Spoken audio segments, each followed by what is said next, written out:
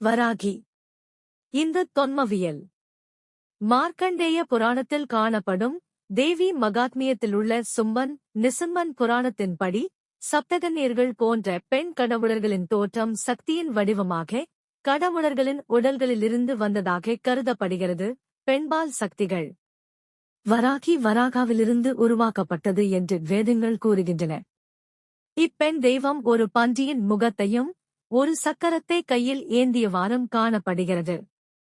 மேலும் மற்றொரு கையில் இருக்கும் வாளால் போரிடுவதைக் காண முடிகிறது. ஜூட் 1-2 வேதத்தில் விவரிக்கப்பட்ட போருக்குப் பிறகு சப்த கன்னியர்களில் ஒருவரான வராகி அம்மன் பாதிக்கப்பட்டவரின் இரத்தத்தை குடித்துவிட்டு நடனம் ஆடுவதாக சிற்பங்கள் அமைக்கப்பட்டுள்ளது.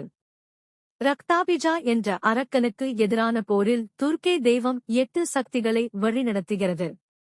சிவப்பு நிறமுள்ள வராகி கீழ் வரிசை இடதுபுறம் ஒரு எருமையின் மீது சவாரி செய்து ஒரு வாள், கவசம் மற்றும் ஆடுகளை வைத்திருக்கிறது. இது தேவி மகாத்மிய புராணத்திலிருந்து எடுக்கப்பட்ட புகைப்படம். ரக்தாபிஜா என்ற அரக்கனைக் கொண்டது குறித்து தேவி மகாத்மியத்தின் பிந்தைய அத்தியாயத்தின்படி முக்கிய போர்வீரர் தெய்வமாகிய துர்கா சக்திகளை தன்னிடமிருந்து உருவாக்கி அவர்களின் உதவியுடன் அரக்கனை படுகொலை செய்கிறார். சும்பா என்ற அரக்கன் துர்காவை நேருக்கு நேரான போருக்கு சவால் விடும்போது அவள் சப்த கன்னியர்களை தனக்குள் உள்வாங்கிக் கொள்கிறாள். ஷூட் 4 வாமன புராணத்தில் தெய்வீக தாய் என போற்றப்படும் சண்டிகாவின் வெவ்வேறு பகுதிகளிலிருந்து இந்த சக்திகள் தோன்றுகின்றன என்று கூறப்பட்டுள்ளது. இந்த சக்திகளில் ஒருவரான வராகி சண்டிகாவின் முதுகில் இருந்து தோன்றியதாக கருதப்படுகிறது. மார்க்கண்டேய புராணம் வராகியை வரங்களை அள்ளித் தருபவராகவும் வடக்கு திசையின் அதிபதியாகவும் புகழ்ந்துரைக்கிறது. ஒரு பாடலில் இந்த சக்திகள் திசைகளின் பாதுகாவலர்களாக அறிவிக்கப்படுகிறார்கள். அதே புராணத்தில் மற்றொரு சந்தர்ப்பத்தில் வராகி ஒரு எருமையின் மீது சவாரி செய்பவள் என்று விவரிக்கப்படுகிறாள்.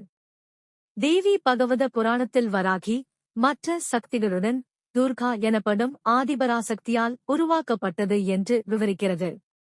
தேவைப்படும்போது இந்த சக்திகள் பேய்களுடன் போராடுவார்கள் என்று தாயான ஆதிபராசக்தி தெய்வங்களுக்கு வாக்குறுதி அளிக்கிறார் என்று கூறப்பட்டுள்ளது.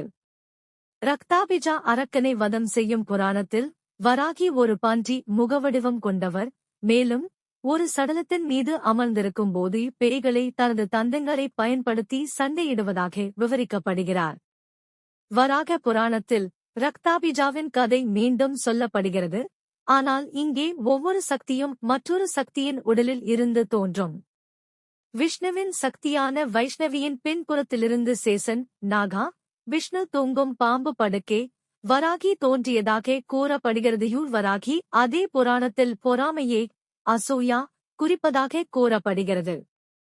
மற்ற புராணம் வராகியின் தோற்றத்தை பற்றி வித்தியாசமான கதையே சொல்கிறது. வராகி மற்றும் பிற சக்திகள் சிவபெருமானால் உருவாக்கப்பட்டு உள்ளது.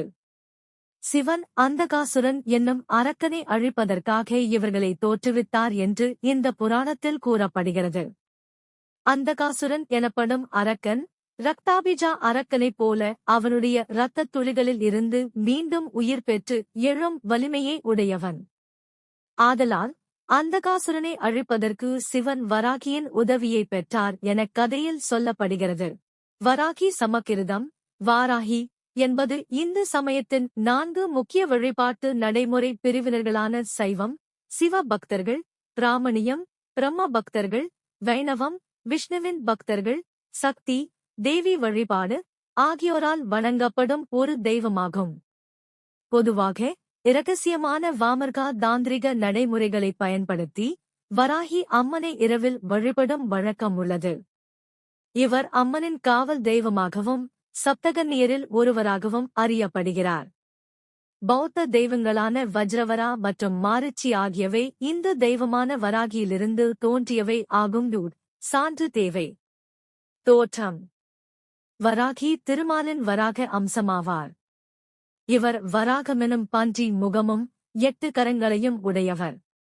பின் 2 கரங்களில் தண்டத்தினையும் கலப்பையையும் கொண்டவராவார். இவர் கருப்பு நிற ஆடையுடுத்தி எருமை மீது அமர்ந்திருக்கிறார்.